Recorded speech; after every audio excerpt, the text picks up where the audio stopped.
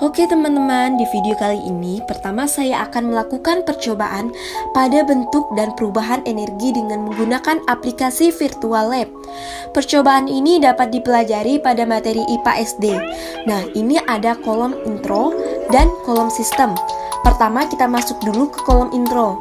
Nah, di sini terdapat termometer untuk mengukur suhu, ada besi, batu bata, tungku, air, dan olive oil.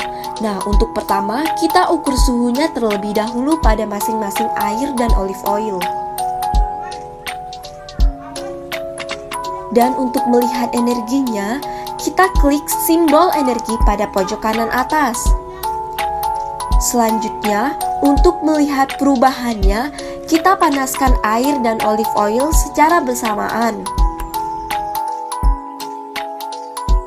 Nah, bisa dilihat olive oil lebih cepat panas dibandingkan air karena kalor jenis minyak itu lebih kecil daripada kalor jenis air. Jadi, semakin banyak kalor suatu benda, maka kalor yang dibutuhkan juga semakin banyak untuk memanaskannya. Selanjutnya, saya akan mencoba memanaskan besi dan batu bata. Kita ukur suhunya terlebih dahulu. Nah, bisa dilihat yang cepat menyerap panas ialah batu bata karena kalor jenis batu bata ini lebih kecil dibandingkan besi, maka mengakibatkan batu bata akan lebih cepat panas.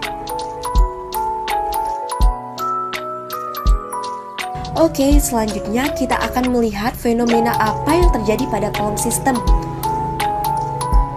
Nah, di sini ada sepeda, keran air, matahari, teko, generator, solar cell atau sel surya, air, lampu 1, lampu 2, dan kipas angin.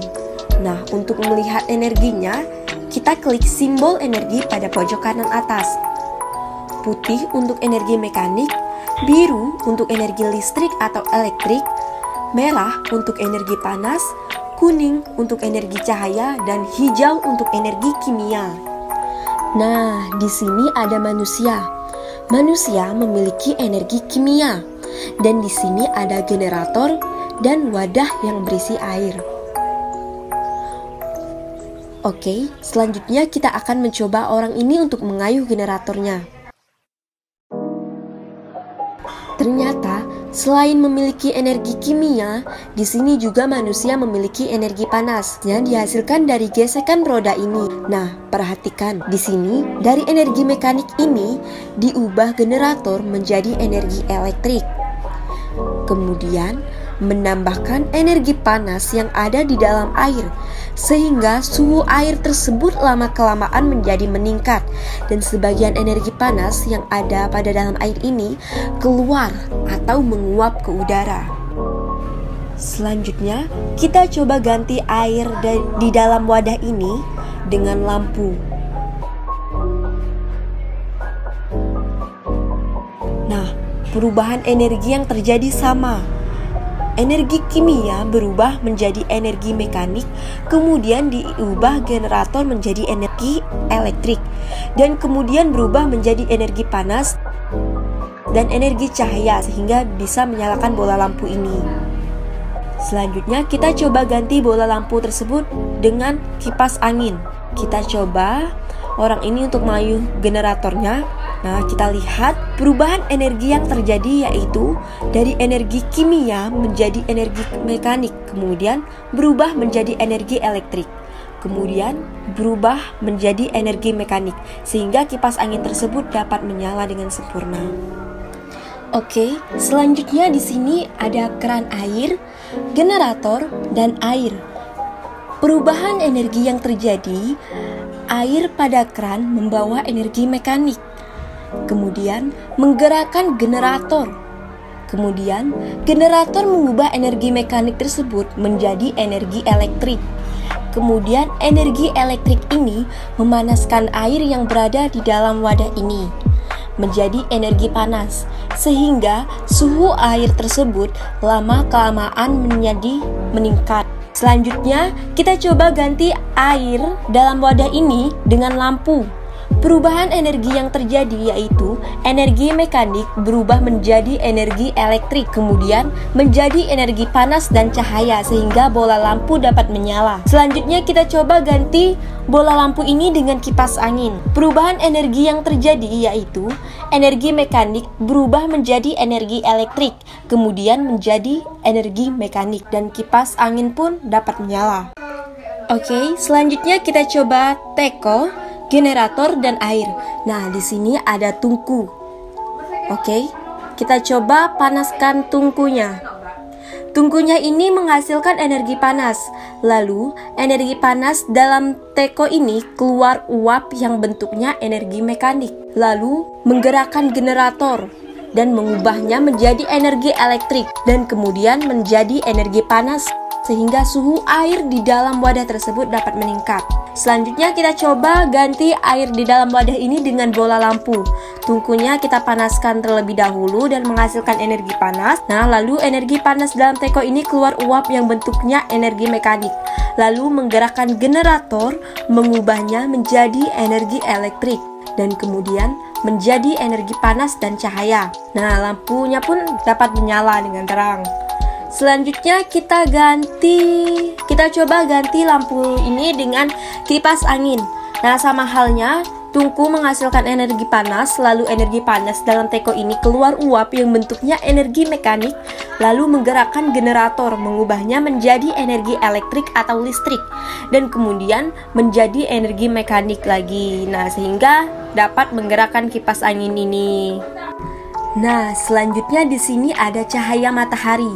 Cahaya matahari ini tidak dapat diubah dengan generator, tetapi menggunakan solar cell atau sel surya.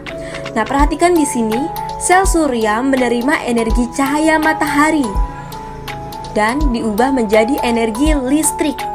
Kemudian diubah menjadi energi mekanik. Nah, di sini ada kipas angin. Kipas anginnya lalu dapat bergerak. Selanjutnya kita coba kipas angin ini kita ganti dengan air. Wadah yang berisi air. Apakah air ini dapat panas, dapat mendidih?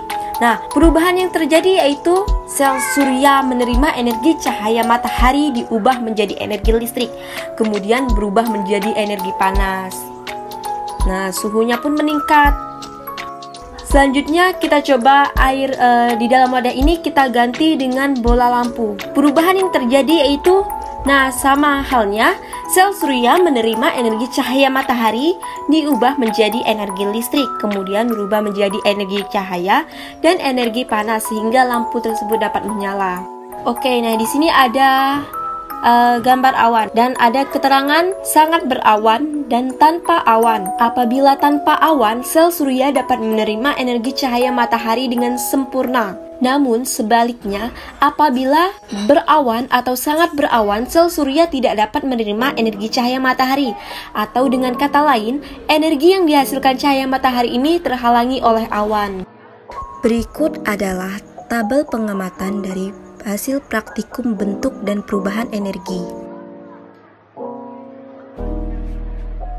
Oke, sekian pembahasan dari saya mengenai percobaan bentuk dan perubahan energi. Selanjutnya, kita akan melakukan percobaan perubahan wujud zat.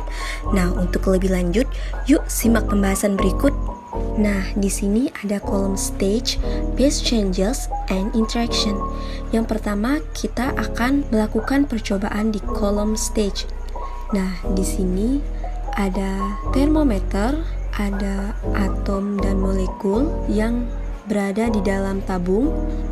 Nah, ini ada atom dan molekul neon, argon, oksigen, dan water. Lalu ada solid atau padat, liquid atau cair, dan gas.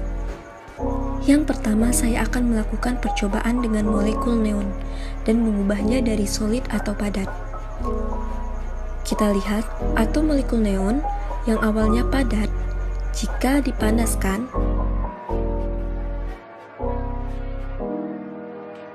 berubah menjadi gas. Baik, sekarang kita coba dinginkan.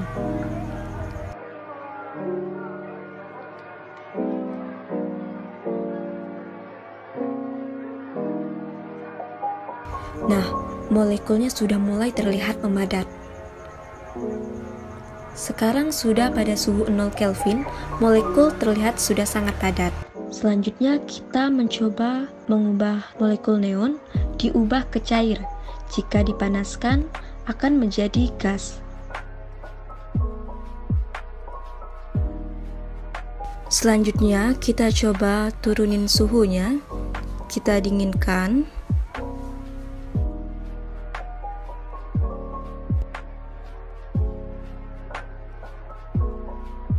Nah, ketika molekul neon ini didinginkan, maka molekul itu dapat merambat dan berubah menjadi padat. Kita ke gas. Nah, kita panaskan. Dia akan melayang-melayang di dalam tabung. Kita coba dinginkan. Nah, suhunya mulai menurun. Oke, suhunya sudah mulai menurun karena tabungnya yang dingin ya.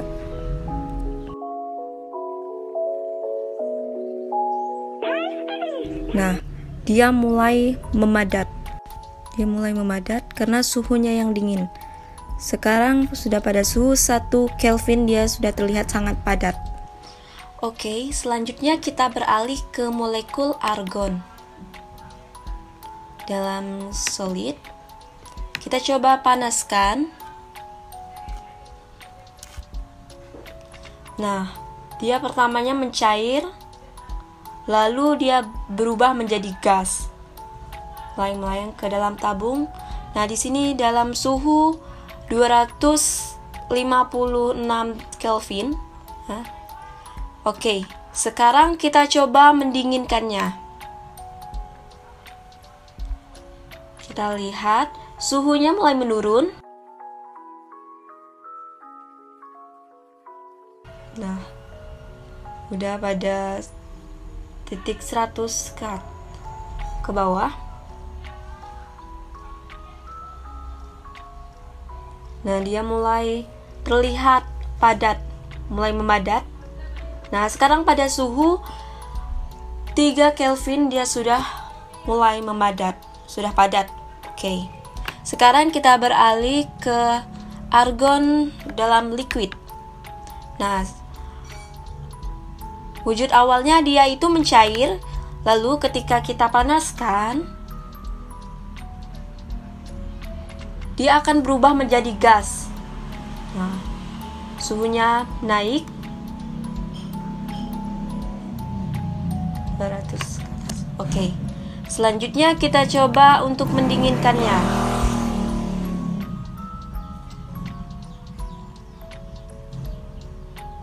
Kita coba dinginkan.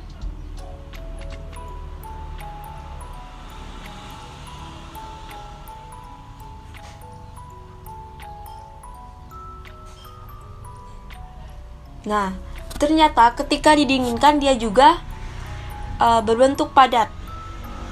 Sama dengan yang solid. Oke. Selanjutnya kita beralih ke argon dalam gas. Nah, wujud awalnya dia berbentuk gas. Ketika kita panaskan,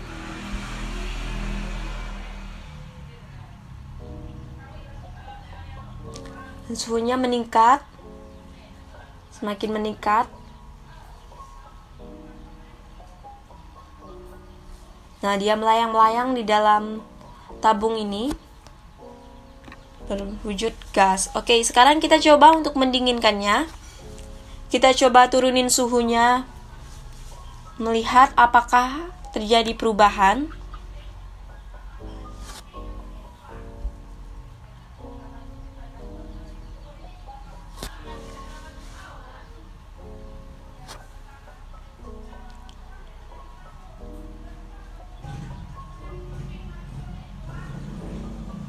Nah, pada suhu 10 Kelvin ke bawah dia sudah mulai terlihat memadat. Oke, dia sudah berubah menjadi padat.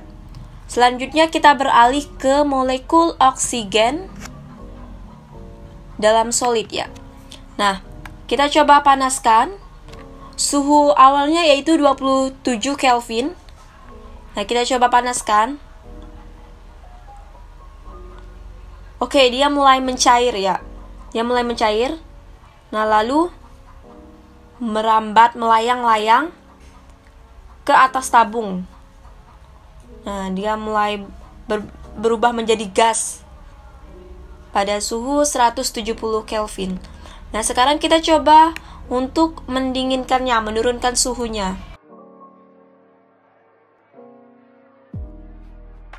Oke, kita turunin suhunya.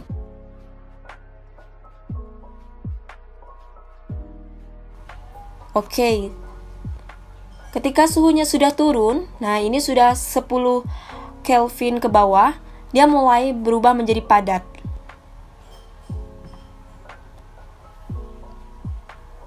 Selanjutnya kita beralih ke molekul oksigen dalam liquid atau cair. Nah, wujud awalnya adalah cair. Ketika kita panaskan,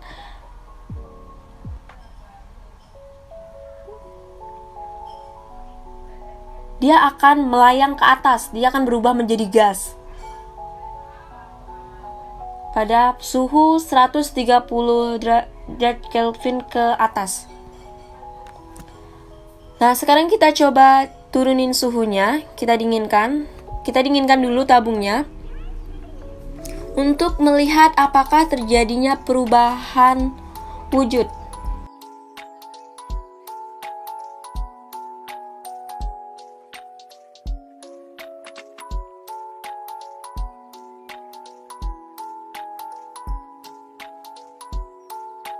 Oke. Nah, ternyata dia berubah menjadi padat ketika suhunya didinginkan. Oke, sekarang kita beralih ke molekul oksigen dalam gas.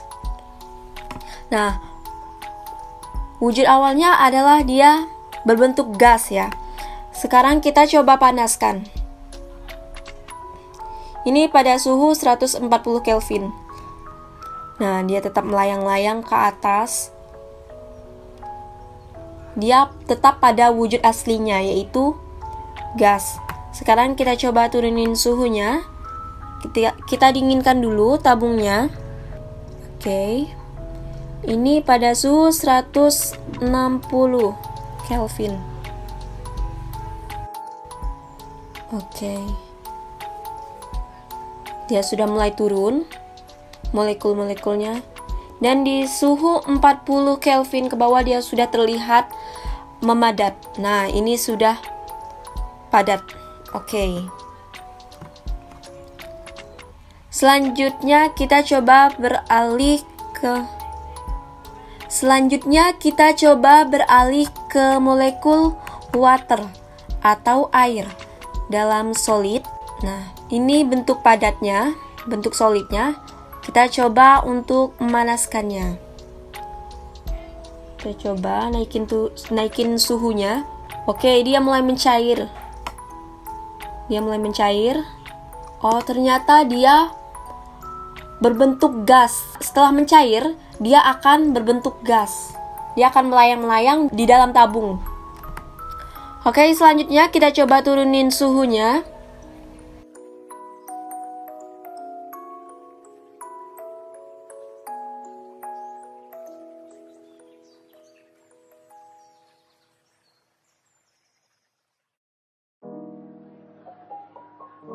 Oke, dia sudah mulai mencair pada suhu 30 Kelvin ke bawah.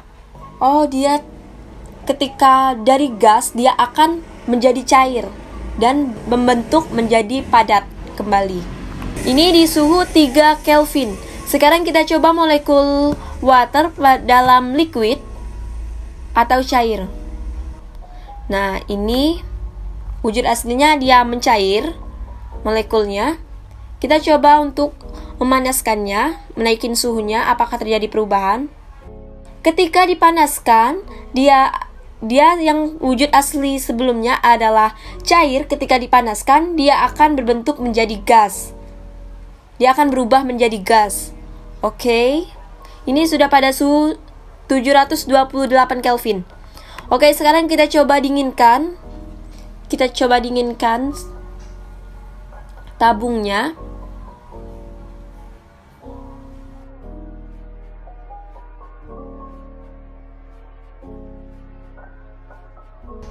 sekarang sudah menginjak ke suhu 400 Kelvin. Oke. Nah, dia sudah mulai terlihat mencair.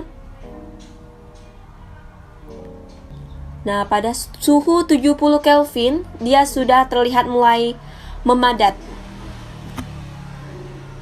Oke.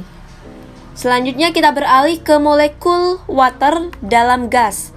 Nah, wujud awalnya adalah dia gas. Sekarang kita coba panaskan. Nah, dia melayang-melayang di dalam tabung ini. Oke.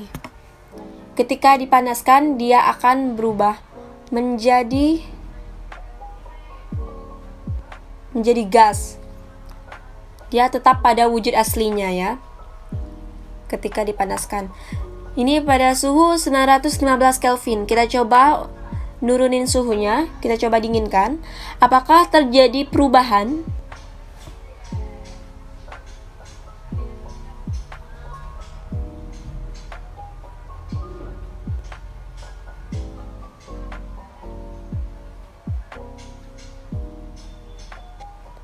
Nah, sekarang sudah pada suhu 400 Kelvin. Kita turunin suhunya, turunin. Oke, pada suhu 300 Kelvin dia sudah terlihat mencair. Nah, pada suhu 100 Kelvin ke bawah dia sudah mulai memadat. Oke.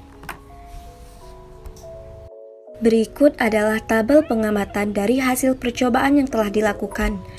Yang paling cepat mengalami perubahan adalah molekul argon, karena argon adalah gas mulia ketiga dan berkontribusi sekitar 1% atmosfer di bumi. Berdasarkan sifat fisiknya, gas mulia memiliki titik didih dan titik lelehnya sangat rendah, dan argon memiliki kelarutan mirip dengan oksigen atau hampir sama dengan oksigen, dan sekitar 2,5 kali lebih mudah larut dalam air dari nitrogen. Dan argon sifatnya tidak mudah terbakar dan tidak beracun. Oke, selanjutnya saya akan mencoba melakukan percobaan di kolom phase changes. Sebelumnya saya mohon maaf, tampilannya agak sedikit berbeda karena di sini saya menggunakan HP dikarenakan laptop saya sedang error. Nah, oke, kita lanjut ke praktikum. Nah, di sini ada pompa, ada tabung yang berisi molekul, terus ada termometer, ada atom dan molekul-molekulnya. Nah, di sini saya akan mencoba melakukan percobaan dengan menggunakan molekul neon. Jelaskan hal apa yang terjadi apabila tutup wadah ditekan hingga bagian dasar. Oke, sekarang kita coba orang ini untuk menekan tutup wadahnya.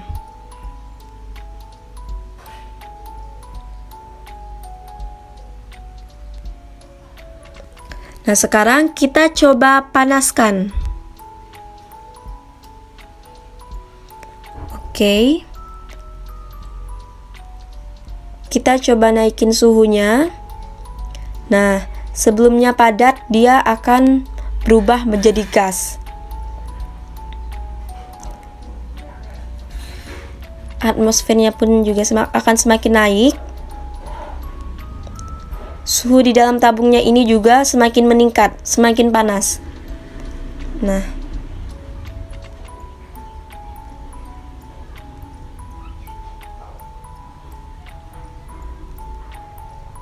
dan sekarang, nah, tabungnya overload dan meledak. Mengapa hal ini terjadi? Hal ini terjadi karena adanya tekanan panas yang membakar molekul, membuat panas di dalam wadah atau di dalam tabung yang tertutup ini mendapatkan sedikit pergerakan. Nah, karena sedikit panas, maka tekanan atmosfer pun akan semakin overload, akan semakin meningkat, sehingga tekanan yang diperoleh pun akan semakin kuat. Hal inilah yang mengakibatkan molekul-molekul di dalam tabung tersebut meledak.